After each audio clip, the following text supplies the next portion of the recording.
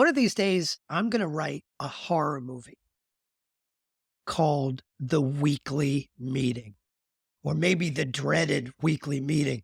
Weekly meetings suck. Let's face it. Some of you dread your weekly meetings. Some of you probably got rid of your weekly meetings because they added no value.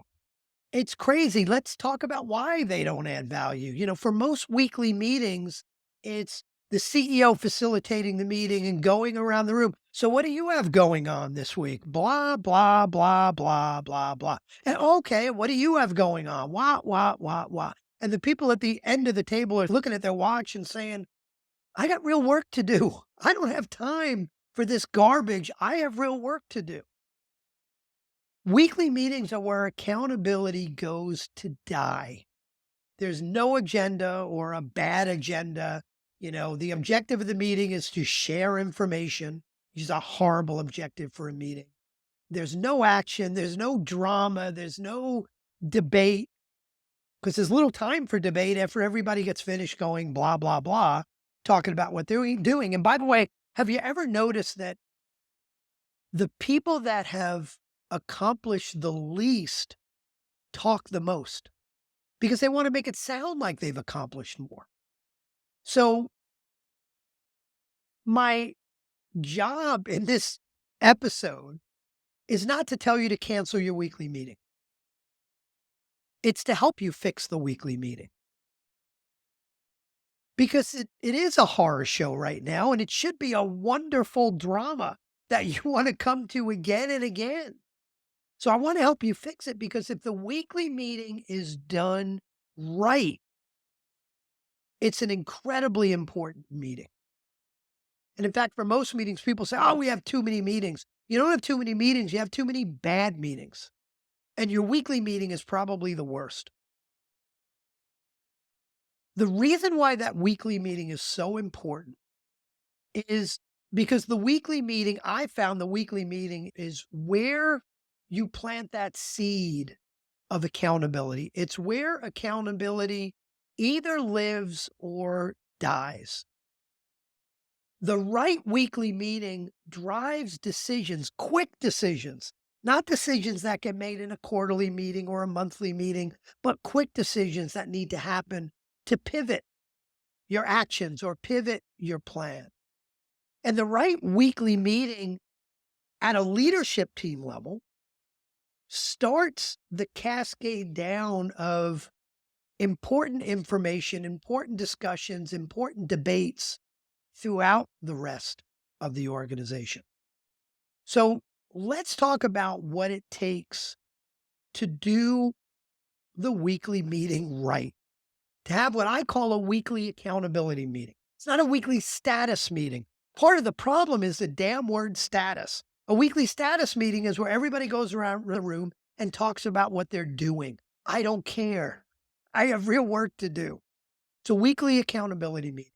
The best meetings, and with the agenda I'm going to lay out for you, I believe the best weekly meetings are 45 to 60 minutes. Some can get it done in 30 minutes. That's kind of quick, but some can get it done. I think it's more like 45 to 60 minutes, and it's got a very specific agenda. And I'm going to lay out my best practice agenda, which of course you can modify for your own use. But I think the weekly meeting starts out with good news. I think every significant meeting starts out with good news.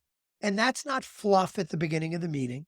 And that's not 30 minutes of discussing good news. It's a quick couple of minutes on what's going right. Everybody going around sharing a piece of good news. You get more of what you focus on. If I know that going into the weekly meeting, I'm going to have to share good news, I'm going to think about what good news I have.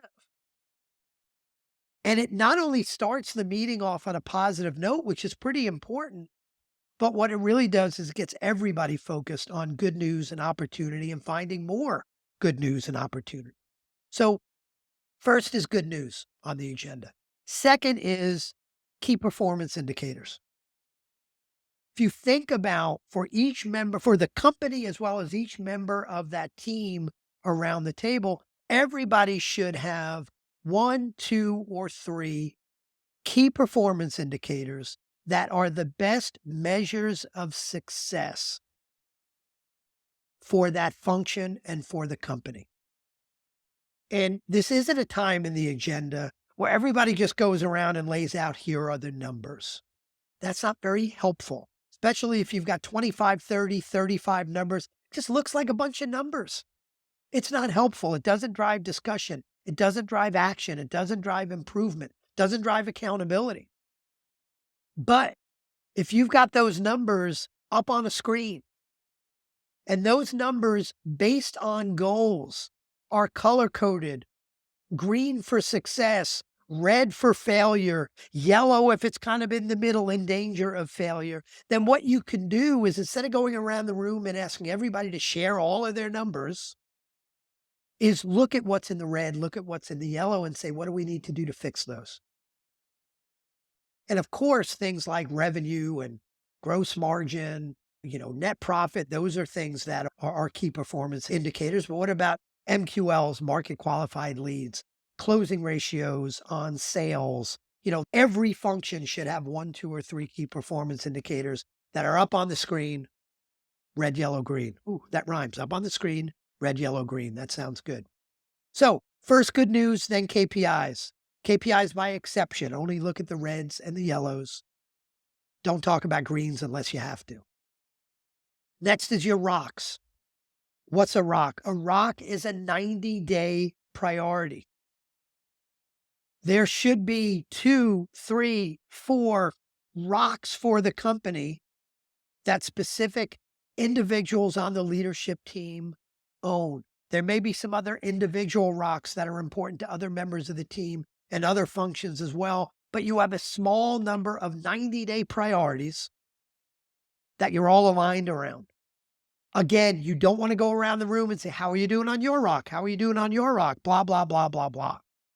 What you want to do is be prepared beforehand, like the KPIs, and have up on the screen the rocks, the major milestones, and whether we're red, yellow, green. And again, let's talk about the reds and the yellows and only talk about the ones that are successful if we need to. So, number 1, good news. Number 2, KPIs. Number 3, rocks. Number 4, something we call who, what, whens. Who, what, whens are in meetings. There are a number of times where something comes up. This could happen. This could have happened in last week's weekly meeting. Oh yeah, we ought to get that done. Who, what, when is simply who's doing it, what are they doing, when are they getting it done by? Sanjeev is going to create is going to get out our net promoter score survey by next Tuesday. Well, you should have a list of those things. Could be an Excel spreadsheet, could be some other tool. I'll recommend a tool in a little bit that you may use for all of this. But again, you want to focus by exception. You don't want to go through every who, what, when you've got out there. You may have 50 of them. But are there who, what, whens which are due or overdue that have not been checked off as complete? Who owns them? What's holding you back? Let's talk about that. So, good news, KPIs, rocks, and again, only by exception. What's red? What's yellow? What can we do to help you get back on track? And then that ought to take you 20 or 30 minutes to go through that and go through it quickly. If you're prepared before 20 or 30 minutes, then you've got the last 20 or 30 minutes in the meeting, which you could save for issues. What do you have on your issues list? Are there folks that are really struggling with a KPI or a rock, and you want to take that time to dive into more detail? And by the way, if diving into more detail on a couple of rocks and a couple of KPIs or an issue or two over the last 30 minutes, that may not need everybody in the meeting. Maybe 2 people can go off and go do what they need to do, and the rest of you, a subset of you, can focus on what's left. So pretty simple agenda, 45 to 60 minutes. Good news, KPIs, rocks, who, what, whens, issues, all that stuff by exception. Now, to make that meeting work really well, there are some assumptions I'm making, which may or may not be true for you. One assumption is you have defined for the company and for each function on the leadership team what the important KPIs are. Now, I'll have a whole other episode at some point where we'll dive into KPIs, but I'm making the assumption that you have a clear set of key performance indicators and an understanding of what's the measure of success versus the measure of failure, so you can come up with that red, yellow, green. I'm also assuming you've aligned around a small number of 90-day priorities, which I call rocks. I'm assuming that somehow you are also tracking the individual tasks that people committed to, those who, what, whens. And I'm assuming you've got some type of tool. Could be Microsoft Teams, it could be a spreadsheet, some type of tool to track your KPIs, your rocks, your who, what, whens, your issues. There's a tool I use with a lot of my clients called Metronome Growth Systems that does a great job of all of that. You don't need to use that tool.